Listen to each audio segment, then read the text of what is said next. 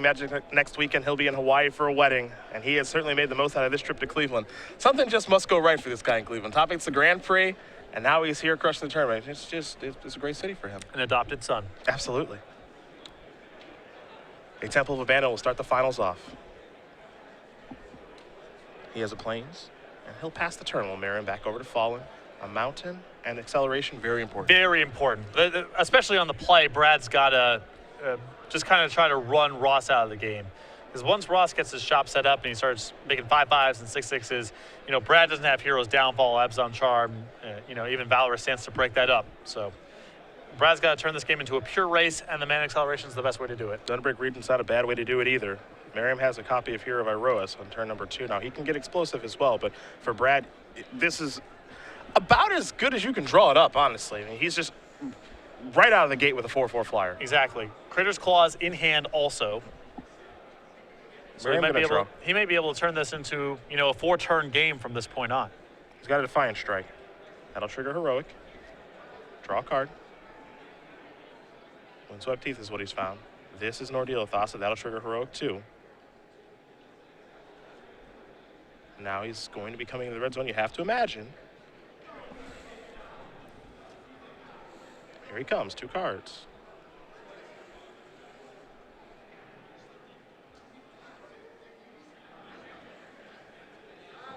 And this right here is why Brad can't mess around. No, it's a pure damage race. You're absolutely right. Now, the Hero of Iroas enables probably Ross's best draws to be able to win the damage race.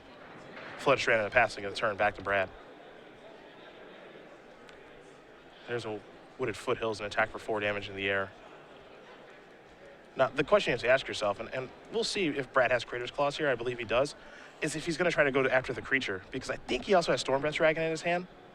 Well, we'll see exactly what he's working with over here. I think we're going to see in Stormbreath this turn if he had it. Get him. Just get him.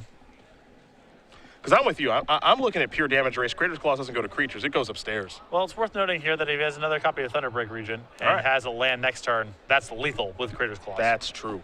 So that's Brad's response to what Ross just did, is fly over and fireball you. Yep. All of Ross's creatures on the ground look up at the sky. All right.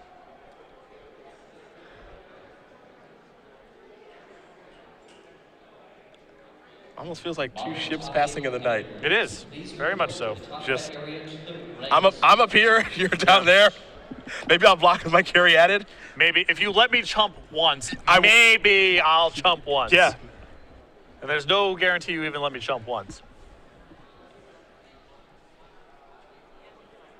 You know what matters a lot in matchups like this? The die roll. Yeah. Because someone's going to die with a bunch of spells in their hands. Yes, they are. That's what's most likely to happen here.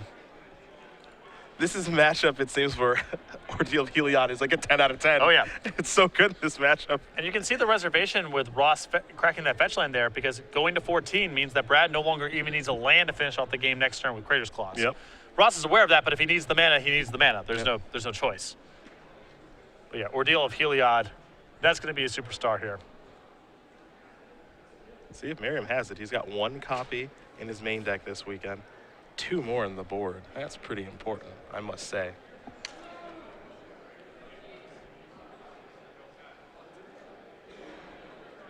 Ross might want to do a little action here, like a Johnny's Presence. You see he's doing some math now. Maybe a Johnny's Presence, maybe a God's Willing. Just wants to make that Hero of Iroas bigger. So he's got 7 cards in his hand. Yep. And the game is likely to end on either side within 2 turns. Yep. That means you just got to cast your stuff. Yep. And maybe it's not maximum efficiency, but the worst case scenario is you die with a bunch of spells in your hand you could have cast at some point. Time to untap. Let's draw a card. Temple of Plenty. And this is really interesting because if Brad ever has a chance to block with that Sylvan Caryatid, get in there. Just block immediately. Well, not if he's trying to set up a kill next turn. It's true. That 1 mana might matter. It's true. Coming in. 2 cards. A Johnny's Presence, favorite hoplite. I'm curious to see if Ross is even going to let him jump block. Yeah. Ross has the ability to cast Dromoka's Command this turn. He's got so many cards in his hand, jeez. Yep. There he goes, carry added. Can Merriam win this race?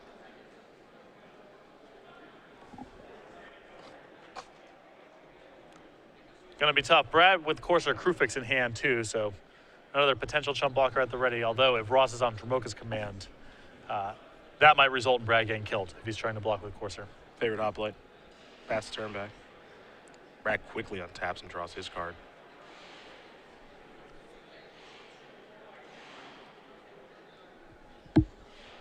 Dragons.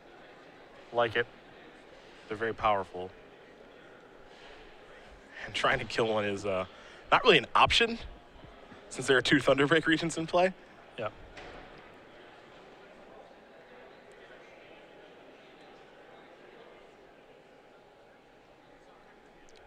Yeah, Ross certainly cannot target them. Corsair. Top card. That life may be very important. Haven of the Spirit Dragon. Let's see the next card, Mountain.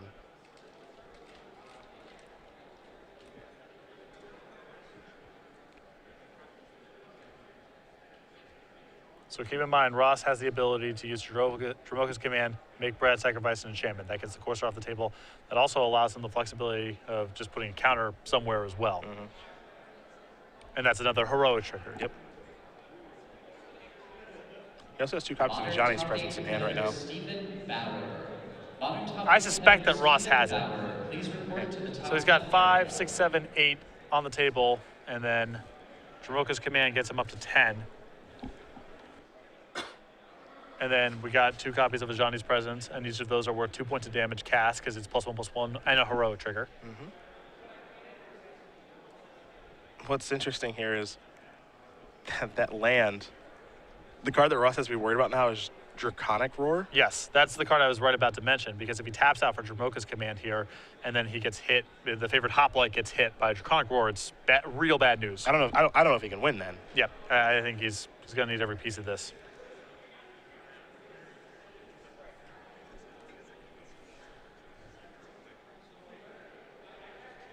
There's a forest.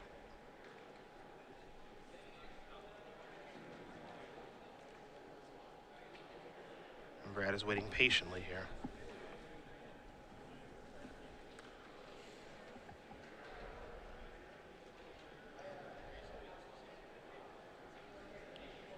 That's the other interesting play Brad could have made last turn. If he was really worried about Dromoka's command, what he could have done was just Crater's Claws Ross down to 1 and dare Ross to kill him without access to Windswept Heath. Sure. Here's command. Which maybe is better to do when Ross has a bunch of cards in his hand. I'm not sure. Again, it's one of those things of which combination of cards are you playing around here. 5, 6, 7, 8, 9, 10. Yeah, 2 Johnny's Presences. It should get it done. Yeah, they're each He's got them +2. both. Yeah. Dromoka's command is +2. He started off the turn with 8, or when Brad passed the turn, there was 8 in play. God's willing to draw. Here's a Johnny's Presence target here. Competitor Kevin Jones. Modern top 8 competitor Kevin Jones. Please come to the top 8 area to the right of the score. And now the coast is certainly clear. Yep. Another one. Player Bigelow, if you're in the room, please come up to the stage. It's time to battle. Bigelow to the stage. 5, 6, 7, 8, 9, 10, 11, 12, 13, 14 exactly. Ross Merriam is going to win game number 1 here over Brad Fallon.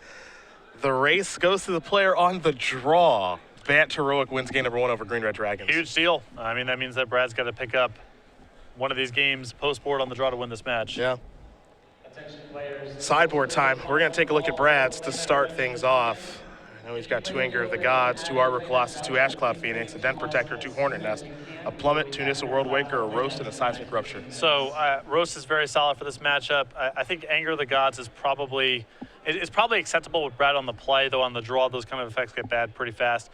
Definitely interested in Hornet Nest, and that's a card that caused Ross some problems in an earlier match we covered. Ross was able to win that game on the back of Monastery Mentor, but still, Ross either needs an Aqueous form to function through that card, or needs to build up a board large enough to be able to attack in 1 turn. Neither of these being the easiest to do. On Ross's side, 2 Aqueous Form, 3 Encased in Ice, 2 Ordeal of Heliod, 2 Disdainful Stroke, 3 Stubborn Denial, 2 Treasure Cruise, and an Island.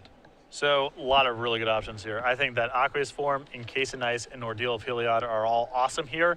And Ross may want to bring in Disdainful Stroke, but it's possible he's bringing in too many cards already. And Disdainful Stroke may not be powerful enough against Brad. A lot of good targets, but he can only afford so many of these sideboard slots, and I think Aqueous Form, Encased in Ice, and Ordeal of Heliod are more significant. Season 2 Invitational right around the corner. Very important tournament for a lot of players in this race because I think we might actually see the Invitational play a big role in the points, and there's a lot happening that weekend at the Origins Game Fair. It's going to be up in the air. We got 5 days of Magic coming. We're going to have last chance qualifiers. If you're not already qualified for the Invitational, you can head out to Ohio. Try to qualify for the Invitational. If you don't, well, we're going to have plenty of Magic to play that weekend with a 2-day $20,000 Modern Open Series. On Sunday, we're going to have the usual, the Standard, and the Legacy IQ. Over $80,000 in cash prizes given out, plus the Origins Game Fair, which you can hang out with as well. So if you're not planning to come out to Columbus, I suggest you do because we're going to have a full slate of Magic for 5 days. If you're qualified for the Invitational, great. And if you're not, you got plenty of opportunities to do so and plenty of things to do in the event that you're unable to. And of course, if you win an Invitational, you get $10,000. You get a big old trophy. You get your likeness on a card, too, like Jacob Wilson did at our Season 1 Invitational. He's a Monastery Mentor Monk token. These are available for a limited time. A couple of ways to go about getting them. Yeah, if you're attending any of our 2-day $20,000 Open Series events, that comes with registration as it does with attendance in any of our 5K Premier IQs, and that's both at your local store and at the Sunday of any of the Open Series events we run. Also, if you place an order at StarCityGames.com for $5 or more, you'll get one of these tokens as well. But again, every time we have an Invitational winner, we have a new token coming down the pipeline, so these tokens are available for a limited time only. If you want to get your hands on the Jacob Wilson Monk token, make sure to either play in one of our large events or place an order with StarCityGames.com in excess of $5. It's fun. Ross and Jacob are in a bit of a mini feud right now. I love it. Yeah, after their quarterfinal match at the Season 1 Invitational in Richmond, at the beginning of the match, for those of you who did not get the opportunity to watch, Jacob pulled his player token from the Pro Tour out of his deck box, signed it, and passed it over to Ross. That's not the end of the story. No. Not he at takes all. it out of the deck box, waits till we go on camera, Yes. pulls it out of the deck box, signs it, hands it to Ross, and then 3-0s him. Destroys him.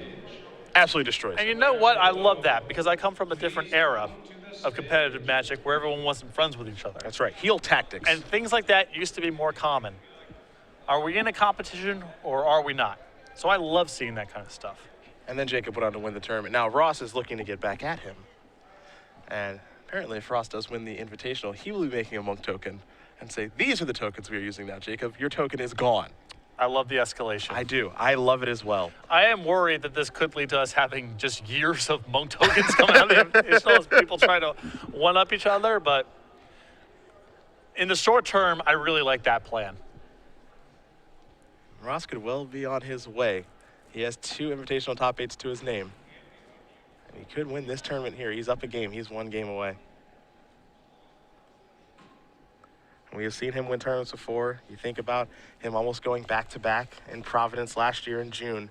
1 game short. Oddly enough, what brings this story full circle, the person who lost through the finals, Dave Shields, playing Death and Taxes when Ross was playing Elves. Dave Shields is actually the one that put Jacob Wilson up to passing the token I was about along. to say, a legendary trash talker. Yeah, he is. He is. It's a small community. Yep, a Boston native, Dave Shields.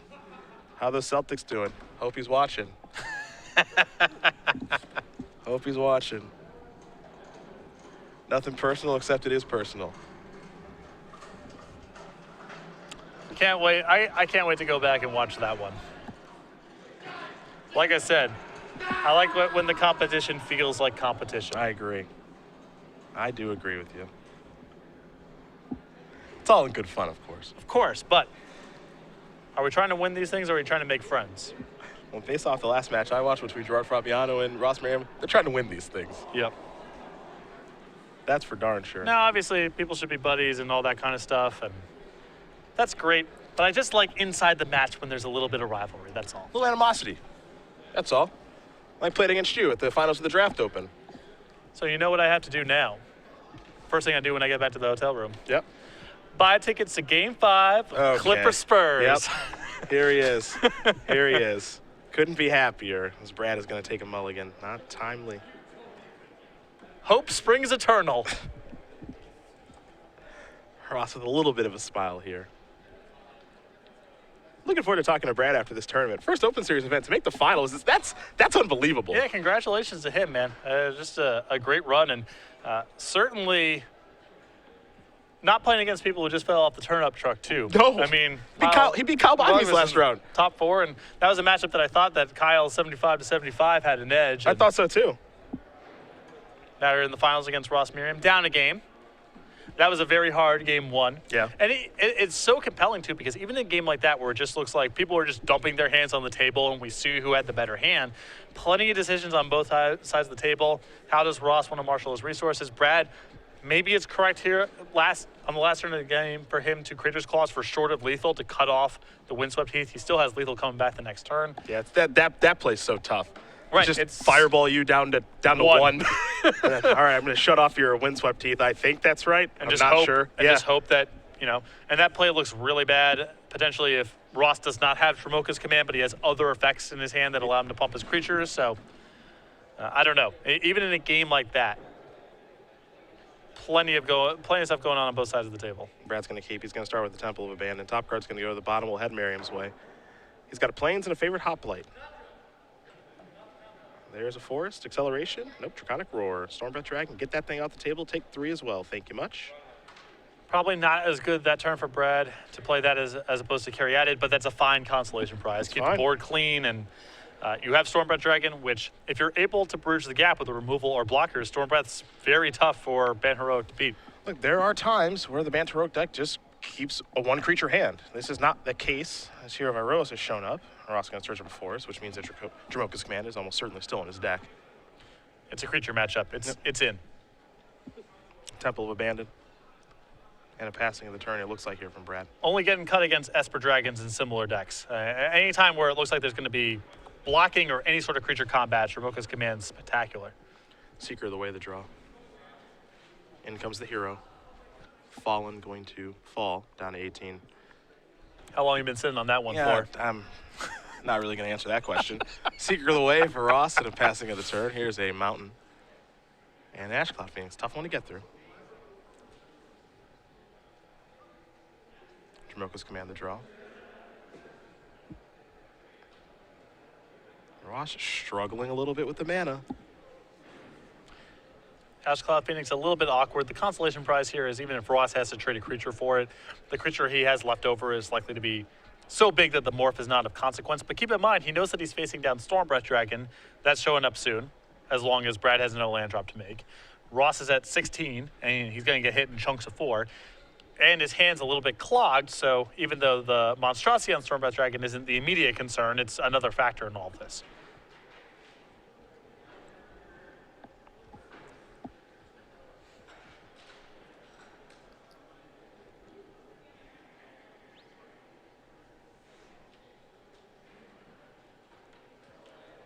A Prowess trigger and a Heroic trigger thanks to Defiant Strike. Draw a card. And that's really bad news. Ross, I think at that point was saying, I just need to hit a land drop bad enough that I'm willing to risk taking a turn off. Yep. He missed, and now if Brad has land number 5, Yes, he does. we might see a pretty short game here of Brad just trying to go to the skies with Ashcloud Phoenix Stormbreath Dragon. It's funny, this Dragon's deck can be so straightforward sometimes. Play some flyers, beat the crap out of you. Yep. Hopefully you can't beat me before I do that. Brad nearly got it done in game 1 doing exactly that. It was land 5. I think it's Stormbreath Dragon number 1 now. And a single green mana doesn't mean anything.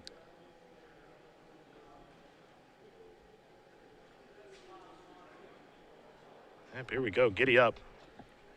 I think Brad can safely believe he's not taking 17 next turn. Well, there is still an argument for leaving Stormbreath back on defense because Ross might fire back with a pretty big lifelink fueled turn with Seeker of the Way and Ordeal of Heliod's in the sideboard. With Ross not having blue mana, it means that Aqueous' form, even if it's in the deck, is off the table. So there is an argument on Brad's side to just chip away with Ashcloud Phoenix and then try to kill Ross in one shot when you get him to 8. Sure. Because Ross, even with stalling on lands here and missing blue mana, he's equipped to damage race. Seeker of the Way can gain a ton of life.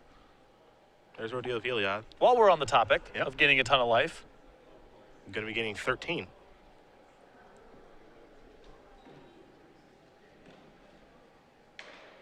Fair enough.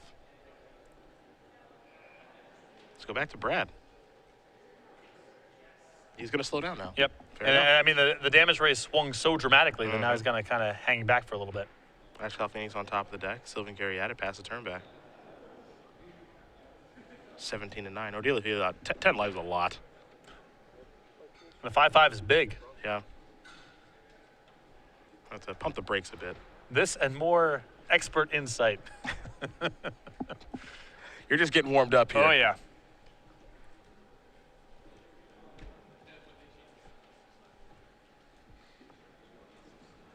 Now we can see if Merriam can work his way through a protection from white threat.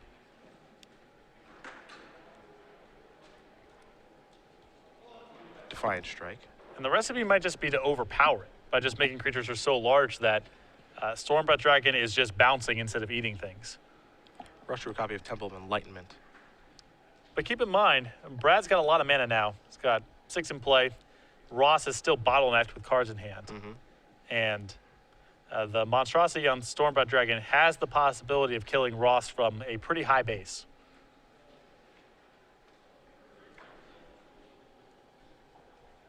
Plains is what he's found with the Windswept. He's Merriam down to 16. Fallen at 9. See what Ross is setting up. There's already been one prowess trigger for the turn thanks to Defiant Strike. And Dromoka Command in hand.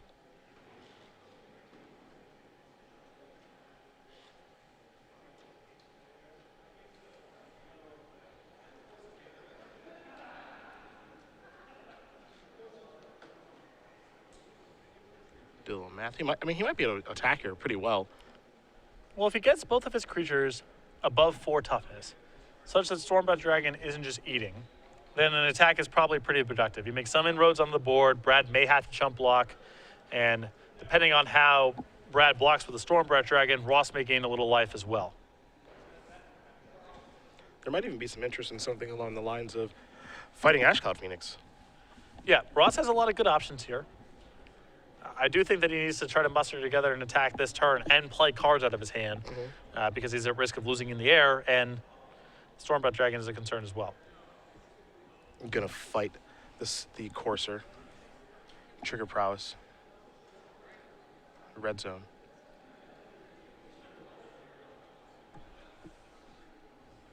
So 2 damage dealt to the Seeker of the Way.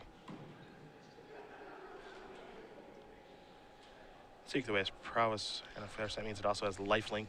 This is pretty big. Stormbreath's gonna block something, obviously. Just Yeah, gotta figure out what it is. I don't think you can allow Ross to gain a big chunk of life here, so. And it looks like Brad, by not chump blocking with the carry added here, is committed to trying to go monstrous with Stormbreath Dragon. Okay. So just a block. Seeker does not die. Not enough damage dealt. The fighting may have taken place on a Hero of a Rose instead. And as you mentioned, the Stormbreath Dragon blocking the Seeker away so that Ross doesn't gain life. Right. Ross puts him in a rock and a hard place there.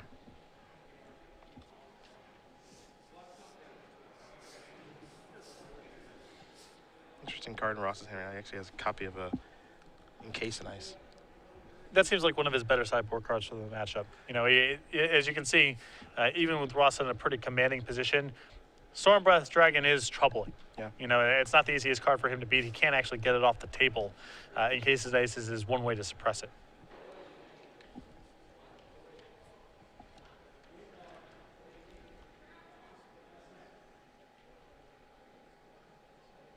We kind of seen this song and dance before when the games are about damage racing. When someone stops attacking, it's pretty close to a concession. It's a little bit different from Brad's case because he has the hope of being able to hold down the fort long enough to get to 7 mana and burst Ross out of the game in one turn with a monstrous Stormbreath Dragon and an attack. That said, I still think it's important for Brad this turn to figure out a way to be able to attack with Ashcloud Phoenix because he's got to keep chipping away at Ross to get him in range. Can't stop attacking. Can't stop. As we've said so many times against Heroic, actually. You just can't stop attacking. There's Xenagos. Looks like it's going to plus, play a morph, pass the turn back.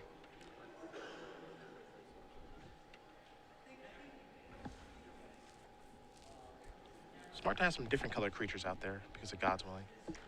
I was about to say, I'm not sure what the incentive is to play a morph there instead of generating a token, but there it is. Top card going to go to the bottom.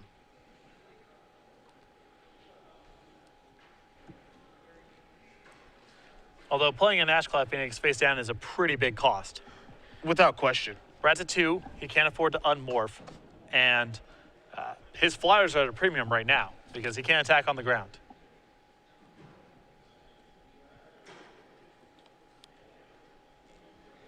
But he's doing a really nice job of kind of holding the fort down right now because given right now, it looks like Stormbreath Dragon in combination with Ashclad Phoenix and the Monstrosity, and Xenagos providing the mana, it's going to be lethal next turn. Yep. Yeah, you can plus Xenagos, and that's a bunch of mana. That's enough to go monsters with Stormbreath Dragon. Here is a Johnny's Presence.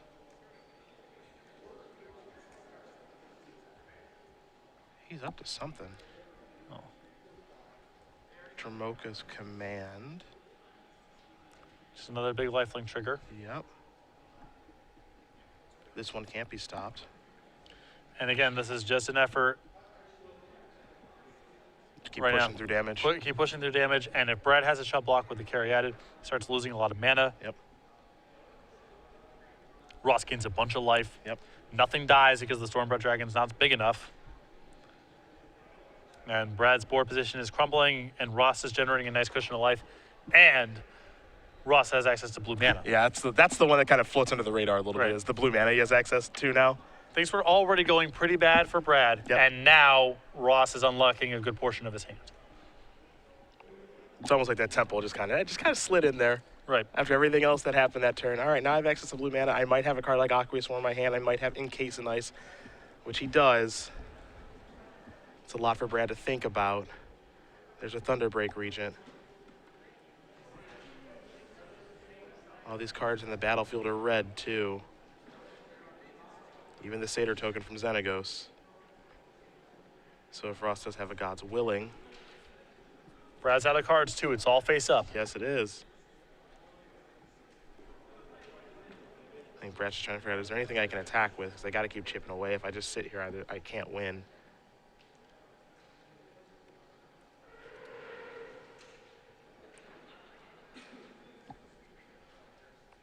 Well, I mean, he's got 2 blockers to 2 creatures. If he attacks with 2 things, then Encasing Ice kills him.